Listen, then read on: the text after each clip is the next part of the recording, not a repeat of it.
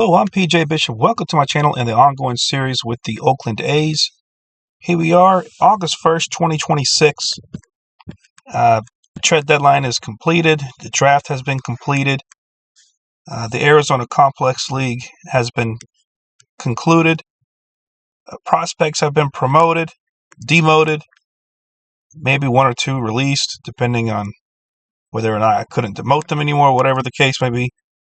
But things have changed. It was another good month for us, a winning month of July. We're currently sit at 49 and 54. Still at that 5-game. Like I said, I can't get past that 5-game below 500 mark. Like no matter what I do, I just seem to always hit some sort of a wall, regress, and just kind of get stuck at that 5-game mark. We're 9 games out of the division. It's not impossible to win it, but it's definitely an uphill climb, considering we only have August and just 2 more months left to make up 9 games. And we are 5 games out of a wild card spot. Also, not impossible, but definitely difficult because, as you can see here, the AL East must be a monstrous division this year. You got Baltimore, New York, Boston, and then finally Detroit down here. So it's going to be tough to get in. Pretty busy for me all across the board. July 7th, Oakland and Washington come to a trade agreement. Oakland sends 27-year-old shortstop Nick Allen and 25-year-old minor league second baseman Brennan Malone in exchange for 25-year-old right-handed pitcher Lenny Torres.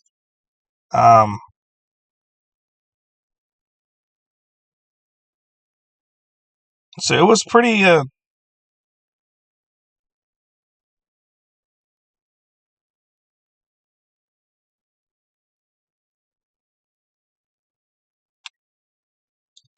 it was a pretty busy month. And Nick Allen was a tough decision to make, but I figured I'd get rid of him while he still has some sort of value to this organization. And of course, the pitcher in return is Lenny Torres down here. I think he's an excellent pitcher for us. What do we currently have him? Currently got him just down here. Backup setup man. Not a bad dude at all. 25 years old, still in a minimum contract. Could still develop. He's got projected to have maybe nearly plus stuff, plus movement, below average control. He's 2 pitches. So this is what they should do. He has 2 excellent pitches, nearly elite fastball and slider, and he sticks to them.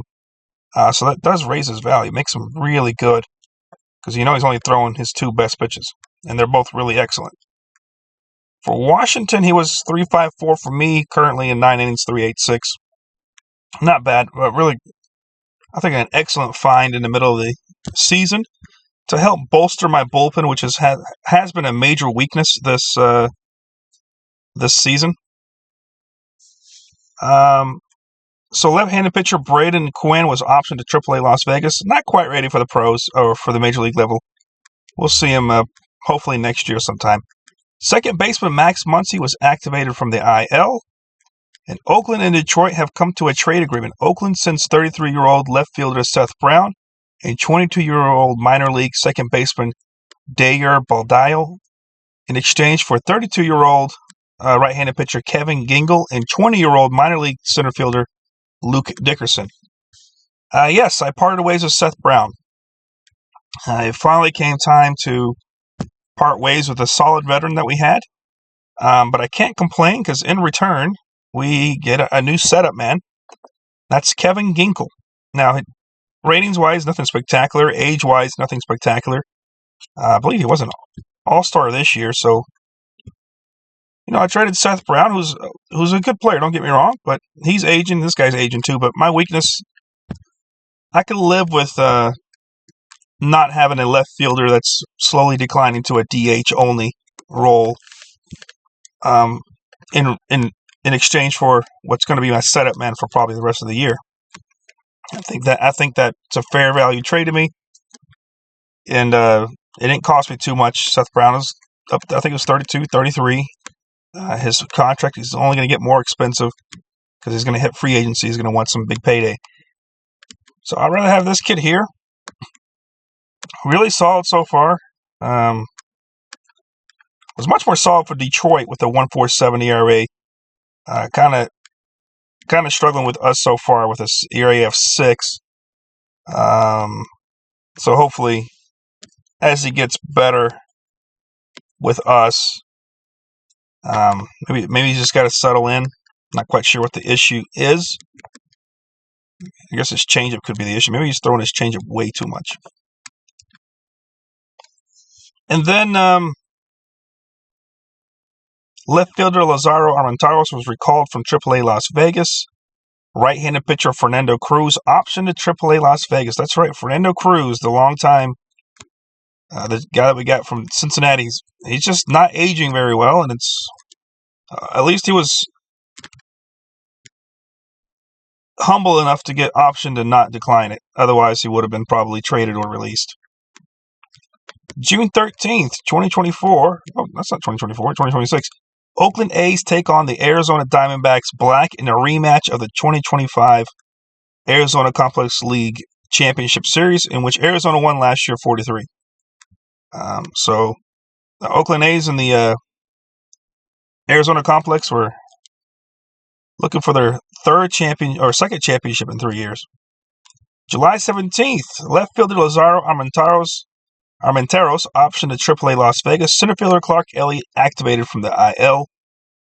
And then Oakland wins the 2026 Arizona Complex Championship with a 4-0 sweep of Arizona, so getting some sweet revenge.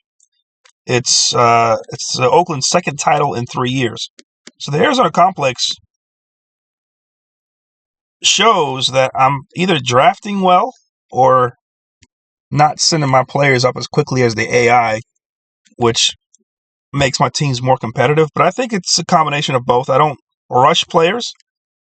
I draft well. I sign good international free agents. And when they come up to the Arizona Complex League, our teams seem to dominate. 3 straight division titles, 2 championships in the last 3 years, I think says that we dominate.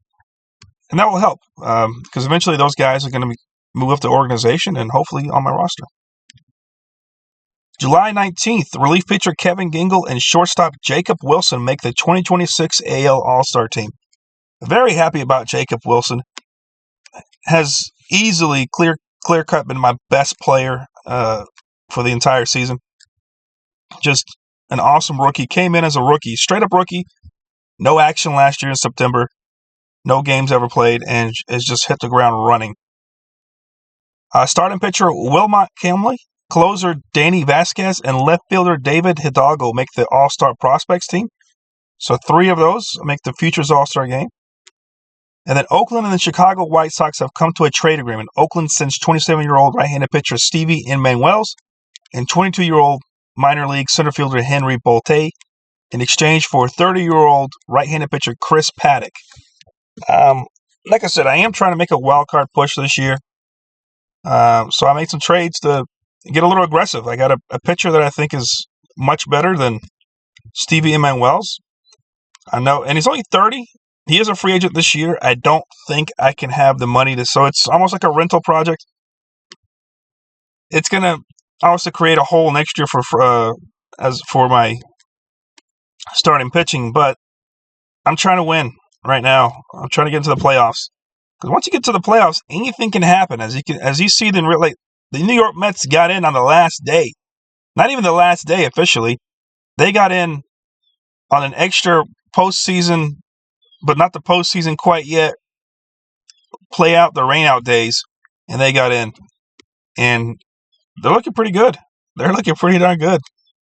So you never know what can happen. Baseball is an extremely fair game. And if you just can make the postseason, especially in the wild card, you got best of 3. Like, you just got to win. You win that first one, you're right there in the cups of moving on. But Chris Paddock, a decent pitcher. 60 overall. Prior to joining me, he looked okay in Chicago, 4.39, but it was better than Stevie Emanuels, and I figured his potential is still better. For me, he has been struggling, of course. They always seem to struggle when they join my team. That first game was tough, as they end up hitting with a 5 earned runs. Last game against Minnesota was better. We won that one. So perhaps he is trending upwards now. So we'll see what we do. We're going to ride this guy out, and hopefully things will turn for the positive for us. July 26th, catcher Shea Langeliers is placed on the 10-day IL with a hamstring strain. He's expected to miss 4 weeks. Catcher Carlos Franco had his contract selected. Now, Carlos Franco is not someone I have in my long-term future plans. He's here. He's solid defensively. That's probably his best calling card there. Offensively, he might be able to get on base and make some things happen. But he's the epitome of patience. Because he wasn't in my big-time plans. I just don't have really any good, solid catchers other than Carson Kelly for backups. Because I can't say I was like, ooh, Carlos Franco, but he's not bad. He looks like he can still be. He can be okay. Avoid K, 65, I possibly 55. So he can be a little on-base machine and steal a few bases and play a solid above-average defense. So for a backup for now, he's not bad. He's playing against lefties too. So already played in 2 games, 1 start. So he's not bad. Not the best, but not bad. Can't go into too deep into his details. He's not that. And then, of course, Oakland and the Los Angeles Angels have come to a trade agreement. Oakland sends 17-year-old minor league left fielder Jose Acosta, 29-year-old left-handed pitcher Francisco Perez, and 20-year-old minor league league right-handed pitcher Drew Rarick. Drew Rarick was, I think, a 6th-round pick back in my first draft class. I didn't want to part ways with him, but LA did send me a pretty awesome deal. They sent me this trade. Well, it was something similar to this, and I had to kind of negotiate with them. I think they wanted to send me Dustin May, but I said no thank you. And so in exchange, I get a 20-year-old minor league catcher Juan Flores and 31-year-old right-handed pitcher Devin Williams. So Devin Williams is going to be my closer for the rest of the year, and at least for a couple more years. Now, I don't pay his full contract. I did get it down pretty low. I still pay roughly, I think, half or something like that. I can't remember exactly. I can't remember the exact percentages, but I don't pay the full $18 million and whatever it is moving forward. So we have a pretty darn good looking, top of the line closer moving forward, which we needed. Like I said, my bullpen was a weakness, and I made it a point of emphasis to try and grab relievers to improve my bullpen. Because I think the starting pitching is starting to show up and play much better. So I needed a bullpen that could support that. Because the offense is also playing better. So overall, we're playing pretty decent baseball. We had another winning record in the month of July. So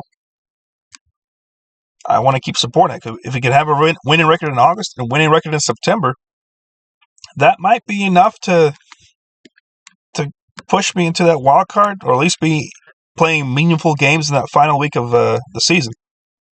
But Devin Williams is an absolute stud muffin. Prior to coming, so in LA this year, he's got an ERA of 2.67, which is fantastic. Currently for me, he's giving up no runs. So he is going to be my solid closer for some time, for plenty of time to come. And they also gave me Juan Flores, who I really like. He is an absolute defensive machine, and he's not bad offensively. So I just now Carson Kelly's contract expires this year. I know I just called up Carlos Franco, but he's definitely not in my future long-term plans.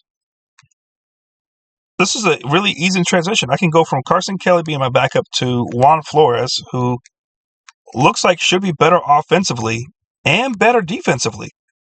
So it works out. And he's only 20 years old. He's going to be 21 next year. So really excited to have this young man. How did they even get him? 20 years old, and he's this good. They signed him an international free agent. Okay, so he's So he's part of the international free agent class of 2023. But he's been really good. I can't. It's the defense for me. When I saw that they were offering me him, I was like, oh, I gotta completely straight up. Like I said, they offered me Dustin May and him, and I was like, yeah, Dustin May, no, thank you. Juan Flores, yes. So there's my. And also when Shea gets older, because Shea is 8 years older than Juan. So as Shea starts declining, Juan takes over. So my catching seems to be solidified for the time being. I don't have to worry about signing a free agent. So pretty cool transition. I can transition from Carson Kelly to Juan. Shea Langoliers, of course, is there because of his power. So that was a pretty awesome deal for us. Couldn't pass it up.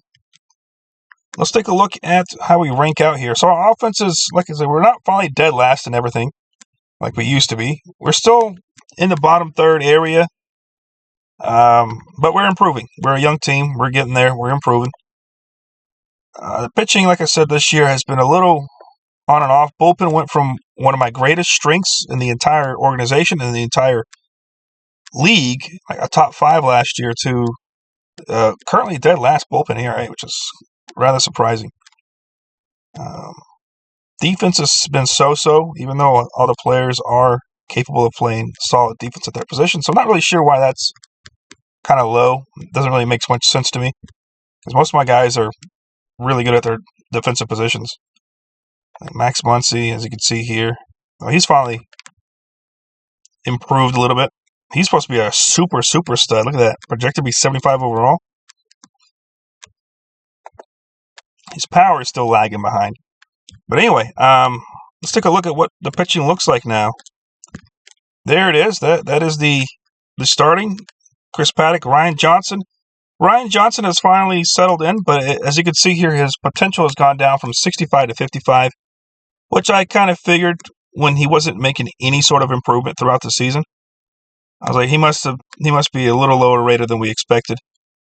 Not too happy that his stamina. Has his stamina always been 45? That's a low stamina.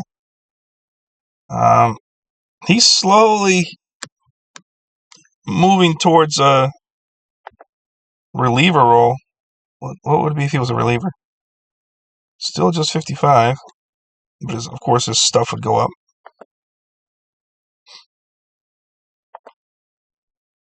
He's not bad. He'd be a solid pitcher and he's settling in. 4.42 ERA. Braxton Ashcraft moves from the bullpen to the starting rotation and immediately struggles. As you can see here, his ERA is blown up for 2.83 in the bullpen to 3.43 as a starter. Back-to-back games have given up 4 earned runs. That typically does not help. How's Ryan Johnson been doing? He's been playing solid, as you can see here. At least giving me 5 innings or so in most of the starts. He's quickly developing into an average to above average pitcher, which is kind of what his ratings say he should be. Ken Wolochek is looking pretty darn good. ERA is very respectable at 4.12, and JP Sears, even though we're always concerned about because he's been consistent throughout the last several seasons at keeping the ERA in the 4s. So seeing his ERA in the 3s only worries me because I feel like he's going to regress to get back to his average of the last 3 years. But hopefully that's not the case. As you can see here, Tanner Scott, very disappointing. I think we got him in at 65. He's now dropped all the way down to 55. So he's one of those guys that's not aging very well. Still has really good stuff, good movement, and good control. So it's tough to just get rid of him. I'm not going to trade him. His contract is pretty heavy for someone that's getting paid $11 million. He definitely needs to do a better job than 3.77. And there's the rest of the guys. David Leal, Blake Walston moves from starting rotation to the bullpen, where he actually is a mop-up guy. And Kyle Muller, still fairly solid as a mop-up guy. So, like I said, the bullpen looks much more solid now. Starting rotation is pretty. I think this is the first year that I'm not constantly trying to find a new starter for that 5th spot. I think for the most part this whole year, it's been a very consistent flow with the starters. bullpen has been the weakness. So I fix one thing, another thing breaks. And it's just constantly trying to fix things. Let's take a look at the lineup. Batting stats. There he is. Without a doubt, best player, Jacob Wilson, my shortstop. If I do get knocked out of the playoffs, I might start him. I might start him at like third base or something. Get him acclimated at other positions. This way, next year I can move guys around depending where I can fit him. So third base might be depends how we look in September. Because second base is obviously he's crushing that 65. But yeah, he's been an absolute stud muffin for us. Still batting over 300. On pace for over 100 stolen bases. So this is be pretty incredible. If he can get that, that'd be awesome. And like I said, just pure on rookie. Last year, AAA, only 55 games in AAA. And now he is at the highest level of baseball. All-star in his rookie year. If he doesn't win Rookie of the Year, it's pure robbery. Carson Kelly, there he is. The backup catcher who's playing really well in his fall. I wonder if the game incorporates the fact that they have contract years. Because in real life, a lot of these guys in contract years have near career best numbers across the board. Of course, with the higher motivation of I got to do my best, or I won't get a contract as big as I like, or I might not get a contract at all. Especially if they're in their mid to late 30s, or even early 30s, like 32. Because as a catcher, that's old. For a catcher, 32 is old. Catchers decline a little more rapidly, and they don't age as gracefully. He's been solid for us, and now he's the pure righty batter until Shea gets back in a month from now. JJ Blade A, really solid here. Of course, I wasn't going to trade him, even if he is up for a fairly expensive arbitration. Looks like the home runs aren't going to get to 30 unless he gets on a really hot streak, but still 27 home runs. He's got 17 home runs now, 29 stolen bases, so he's stealing at a much higher rate, I think, in past years, right? Oh, no, last year he had 26 as well. Well, he had 26 in the full season. He's got 29 already. What it is, it's his average. Look, he bumped that average up by 50 points there, and it's increased. Go from 211 to 263 has just made his value go up so much. So really good to see that, because he's still got plenty of power. Oh, looks like his power's gone down a little bit. I guess it fluctuates up and down throughout their careers, but still solid player, can play left or right. Armando Alvarez, the one guy that I never thought would be on my roster for this long, has just stuck around. Here he is. Not because he's not that good. He's just good against, I think is it lefties or righties? Where do I have him? I have him against righties, right? Or lefties? I have him DHing versus lefties. So that's where he is. He kind of he's a decent enough hitter against lefties that keeps him in the lineup long enough. Now, eventually down the road, he's going to be one of those guys that just gets replaced. Because if you can see, his only position of importance is first base, and first base is kind of easy to cover because most of my guys that can't play anything else, I shove them down to first base, and eventually they become good enough at first. And his power is declining, his contact is declining. He's aging. He's 32. Was never going to be a great player to begin with. He's one of those guys where coming in the year, I have to decide whether he stays or goes.